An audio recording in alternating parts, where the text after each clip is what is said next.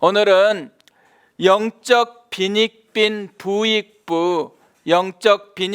부익부라는 제목으로 하나님의 말씀을 살펴보겠습니다. 하나님은 애굽에서 이스라엘 백성을 건져내셨습니다. 그리고 40년 동안 광야 생활을 하게 하십니다. 광야 생활을 통해서 하나님께서 뭔가 하고 싶었던 것들이 있었던 것이죠.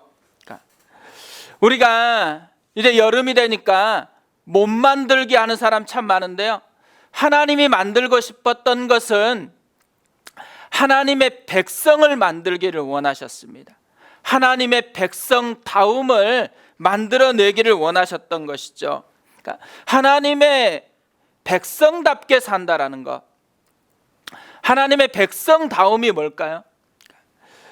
모세가 가나안 땅을 앞두고서요, 이 광야 40년의 삶을 압축을 합니다.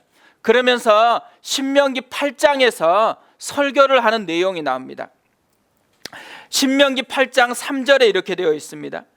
너를 낮추시며 너를 줄이게 하시며 또 너로 알지 못하며 내 조상들도 알지 못하던 만나를 내게 먹이신 것은 사람이 떡으로만 사는 것이 아니요 여호와의 입에서 나오는 모든 말씀으로 사는 줄을 내가 알게 하려 하심이니라.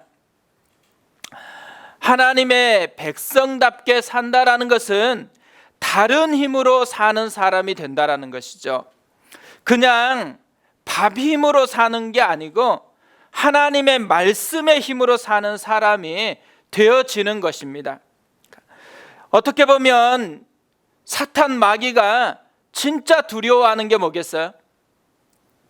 말씀대로 살아내는 것입니다. 말씀대로 살아버리는 것입니다. 광야에서 예수님이 유혹을 당할 때요, 사단이 첫 번째로 유혹했던 게 뭔지 아세요? 첫 번째 유혹했던 게 이 돌들로 떡덩이가 되게 하라는 것이었습니다. 떡으로만 사는 사람이 되라는 것이죠. 어떻게 보면 본능적으로 네 마음대로 사는 사람이 되라는 것입니다. 그때 예수님께서 무엇으로 이 유혹을 이깁니까? 신명기 8장 3절 말씀으로 이기십니다. 마태복음 4장 4절에서 이렇게 되어 있습니다. 예수께서 대답하여 이르시되 기록되었으되 사람이 떡으로만 살 것이 아니요 하나님의 입으로부터 나오는 모든 말씀으로 살 것이라 하였느니라 하시니, 어떻게 보면 지금도 마찬가지일 겁니다. 사탄 마귀가 계속해서 하나님의 백성인 우리를 유혹하는 것이 있습니다. 말씀의 힘으로 살지 못하게 하는 것입니다. 단지 우리에게는 힘만 존재하는 것처럼, 세상에서 우리가 쓸 수 있는 힘이 우리 안에 있는 것만 우리가 쓸 수 있는 것처럼 그렇게 여기게 만듭니다. 그런데 우리에게는 힘만 있는 게 아니고 하나님의 말씀의 능력이 있다라는 것입니다. 그 말씀의 능력을 사용하며 사는 사람들, 그 사람들이 그리스도인이라는 것이죠. 아이들을 키우다 보면서요, 자꾸 발견하고 깨닫는 것이 있습니다. 아이들은 자기가 마음대로 살고 싶어 하더라고요. 그러니까 본능대로 자기가 원하는 것들을 하고 싶어 합니다. 그런데 부모의 입장에서는 어때요? 부모들은요, 자기가 원하는 대로 하면 안 될 것 같은 생각이 들어요. 건강한 원리를 따라서 살아야 되고 건강한 원칙이 몸에 배인 그런 삶을 살아야 될 것 같은 그런 마음이 듭니다. 그래서 자꾸만 아이들에게 그렇게 하면 안 된다라고 얘기를 하게 되어지는 것이죠. 근데 아이들만 그런 게 아닙니다. 우리도 마찬가지일 때가 있죠. 우리도 우리의 원하는 대로 마음대로 살고 싶어 하는 그런 때가 참 많이 있습니다. 인간이 타락하면서요, 진짜 마음 아픈 건 뭐냐면 말씀의 원리대로, 하나님의 원리대로 살아가는 것이 자연스럽지 않고요, 하나님의 원리에서 벗어난 본능대로 사는 것이 자연스러워져 버렸다라는 것입니다. 그래서 이제 하나님 앞에서 온전하게 살기 위해서는요, 본능을 거슬려야만 되게 되어 있습니다. 우리가 점점 좋은 신앙이 된다, 신앙이 점점 성숙해져야 된다, 그러면 어김없이 찾아오는 게 뭐겠어요? 본능을 방치하지 않는 것입니다. 내 안에 원하는 대로 살고 싶어 하는 그 하나하나를 방치하지 않고 싸우는 것이죠. 어떻게 보면요, 신앙생활 하는 것이 위험할 때가 있습니다. 겉으로 보기에는 종교의 옷으로 점점 더 두껍게 옷을 입었는데 속에는 본능이 훨씬 더 강화돼서 나타난다. 그러면 이것은 신앙생활 자체가 오히려 더 위험한 것이 되어버렸다는 것이죠. 반대로요, 점점 말씀이 강화되고 우리 속사람이, 내 본능이 죽고 예수를 점점 더 닮아간다, 말씀대로 점점 내 안에서 이루어진다, 그러면 진짜 성숙된 신앙이 되어가는 것일 것입니다. 사실 오늘 말씀에 나오는요, 사도 바울이 그런 사람이었다라는 거죠. 밥 힘으로 사는 게 아니고 하나님의 말씀의 힘으로 사는 사람이었습니다. 특별히 하나님의 말씀에 붙잡혔다고 그렇게 이야기를 합니다. 오늘 말씀을 쭉 묵상하다가요, 오늘 말씀에서 제가 발견한 것이 하나가 있습니다. 가진 자는 더 가지게 되고 없는 사람은 더 없어진다라는 이런 현상입니다. 이것을 빈익빈 부익부 현상이라고 하잖아요. 영적으로도 빈익빈 부익부 현상이 일어나고 있다라는 것입니다. 오늘 말씀을 보면 딱 두 가지로 나뉘어질 수가 있거든요. 하나는 빈익빈을 경험하는 사람이에요. 또 하나는 부익부를 경험하는 사람입니다. 먼저 바울을 보세요. 바울이 원래도 하나님의 말씀을 전하는 사람이었거든요. 그런데 이제는 하나님의 말씀에 붙잡혔다고 얘기합니다. 전하는 것과 붙잡힌 것은 굉장히 뉘앙스가 다른 거죠. 원래도 하나님께 쓰임받았는데 점점 더 강력하게 하나님께 쓰임받고 있다는 것입니다. 영적인 부익부 현상이 일어나고 있다는 것이죠. 이 모습을 보면서 제가 이랬으면 좋겠다는 생각을 참 많이 합니다. 그냥 말씀을 전하는 그 사람에서 멈추는 것이 아니고 그 말씀에 온전히 사로잡힌 사람이 되어지는 것. 그래서 점점 더 하나님 앞에 말씀의 종으로 쓰임받으면 정말 좋겠다라는 이런 생각이 들어집니다. 반면에요, 유대인들이 나옵니다. 바울이 분명히 안식일마다 말씀을 회당에서 전했습니다. 그런데 이젠 완전히 하나님의 말씀에 붙잡혀가지고 열정적으로 강력하게 지금 말씀을 전했습니다. 그런데 어떻게 되죠?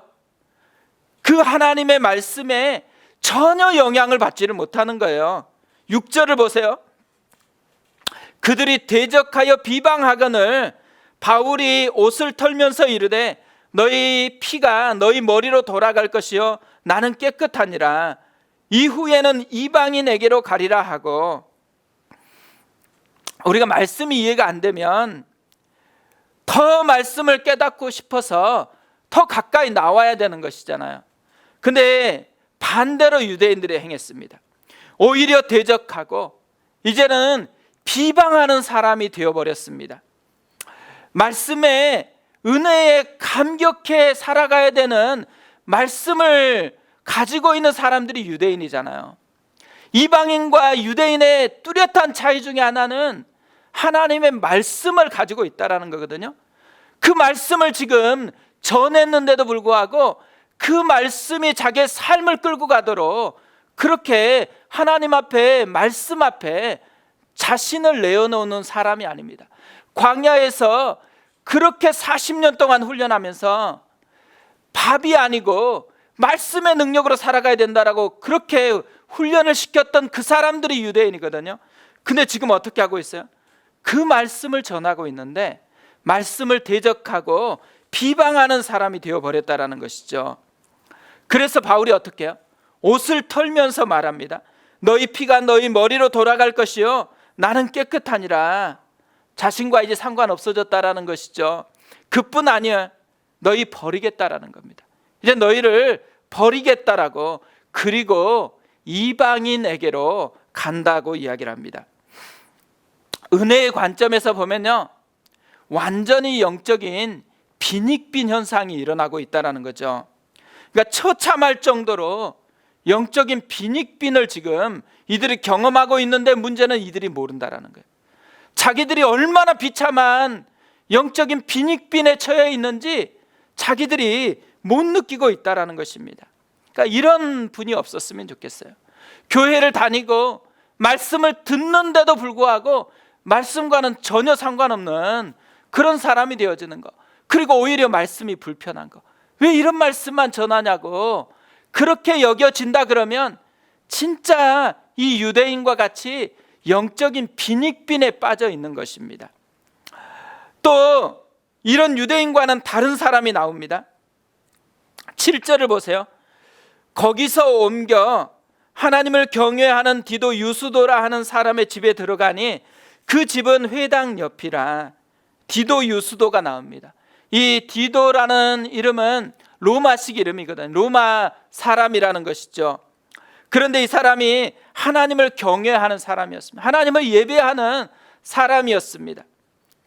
근데 놀랍게도요, 이 바울이 회당에서 나와가지고 디도 유스도라는 사람의 집에 들어갔다고 합니다. 여기서 집에 들어갔다라는 이 말은 그냥 한번 방문해가지고 복음을 전했다라는 말이 아닙니다. 그 집에 거하면서 지속적으로 그곳에서 복음을 전하는 그 모습을 이야기한 겁니다. 그러니까 이 디도 유스도의 집이 고린도의 첫 번째 교회가 되었다라는 말입니다. 그냥 예배드리는 사람이었잖아요.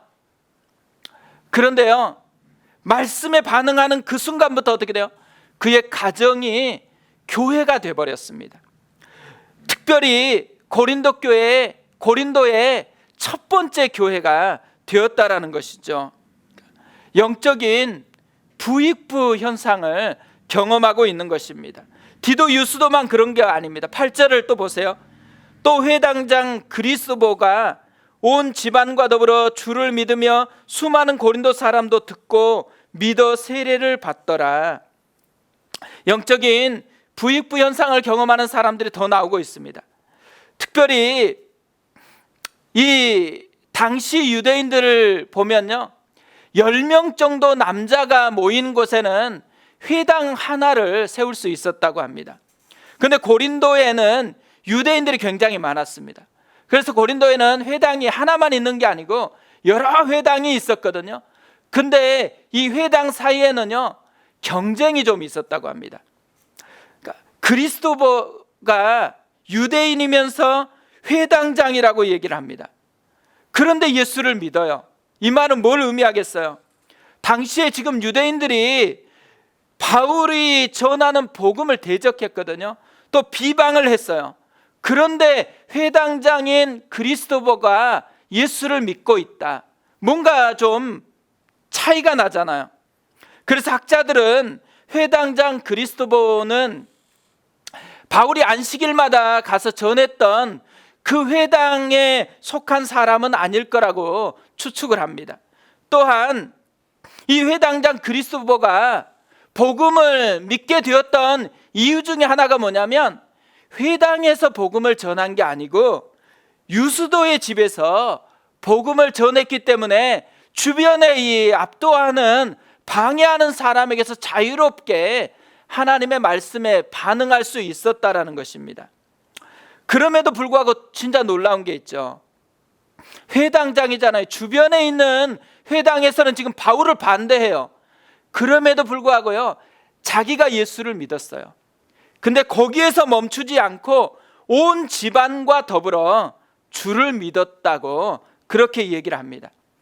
영적인 부익부 현상이 이 그리스도 안에 일어나고 있다는 것을 우리에게 보여주는 것입니다. 어떻게 보면요, 오늘 말씀처럼 한쪽에서는 영적인 빈익빈 현상이 일어나고 있고 한쪽에서는 영적인 부익부 현상이 일어나고 있습니다. 그게 이 고린도에서만 일어나면 좋은데 사실은 오늘 살아가고 있는 우리에게도 이런 현상이 일어나고 있습니다. 삶에서도요, 이 빈익빈 부익부 현상이 일어나고 있는데 영적으로도 빈익빈 부익부 현상이 일어나고 있다는 것이죠. 어떤 사람은 하나님을 더 가까이 하고 싶어 해요. 하나님의 말씀을 더 가까이 하면서 더 풍성한 은혜를 누려요. 근데 그것이 점점 더해지니까 또 어때요? 자기에게만 머물지 않고 가족에게도 영향력이 흘러가고 또 다른 사람에게도 복음의 영향력이 흘러가고 있습니다. 그래서 어떻게 보면 가정이 교회가 되어지는 그런 현상이 생겨나고 있는 것이죠. 반면에 어떤 사람은요, 점점 마음이 식어져요. 복음이 점점 자신에게는 영향을 끼치지 못한 채로 방치된 채로 살아가고 있습니다. 어떻게 보면요, 사단의 유혹에 노출돼 가지고 그냥 밥임으로만 사는 것, 그게 머물러 있는 거예요. 그걸 단호하게 깨트리고 말씀의 능력이 있다라는 것을 경험하고 말씀의 힘으로 살아가는 삶으로 나아가야 된다라는 것이죠. 저는 우리 교회의 모든 성도님들이요, 영적인 빈익빈이 아니고 영적인 부익부 현상을 경험했으면 좋겠습니다. 말씀을 더 풍성하게 경험했으면 좋겠습니다. 또 하나님의 말씀이 더 역사해서 나에게만 머무는 것이 아니고 우리 가족들에게 흘러갔으면 좋겠습니다. 그래서 지금 가정에서 하바시를 하고 가정에서 또 예배 드릴 때마다 가정이 교회가 됐으면 좋겠습니다. 디도 유스도의 가정처럼 하나님의 교회가 가정 가운데 세워지는 그런 영광을 맛보았으면 좋겠습니다. 어떻게 하면 이런 영적인 부익부 현상을 경험할 수 있을까요? 사실 오늘 본문 말씀을 보면요, 영적인 부익부 현상, 영적인 빈익빈 현상을 설명하는데 그게 어디에서 출발했는지는 딱 하나의 단서밖에 없습니다. 바울이 하나님의 말씀에 붙잡힘으로 이런 현상이 생겨나고 있다고 합니다. 또 하나, 유대인들은 하나님의 말씀에 반응하지 않아서 빈익빈 현상에 빠지고 다른 사람들은 하나님의 말씀에 온전하게 반응하니까 영적인 부익부 현상이 일어나고 있다는 것을 우리에게 알려주고 있는 것이죠. 하나님께서요, 우리에게 원하는 것은 다양한 게 아니라는 거예요. 어떻게 보면요, 말씀 앞에 어떻게 반응하는가, 하나님의 말씀 앞에서 나는 어떤 사람으로 살아가고 있는가, 이거에 따라서 빈익빈이 될 것이냐 부익부가 될 것이냐를 갈라놓는 그런 현상이 일어난다는 것입니다. 우리 가운데 영적인 빈익빈이 아니고 부익빈 현상이 됐으면 좋겠어요. 말씀을 붙잡는 그런 사람이 됐으면 좋겠습니다. 사실 이 코로나 현상이요, 그냥 확진자가 되느냐 그렇지 않느냐 여기에만 머무르는 게 아니더라고요. 생각해 보니까요, 코로나 현상이 진짜 구석구석 사람의 마음을 지배하고 있다라는 그런 생각을 갖습니다. 그래서 요즘에 보면 코로나에 의해서 살아가는 것 같아요. 아침에 일어나면 코로나 확진자 몇 명인지 확인합니다.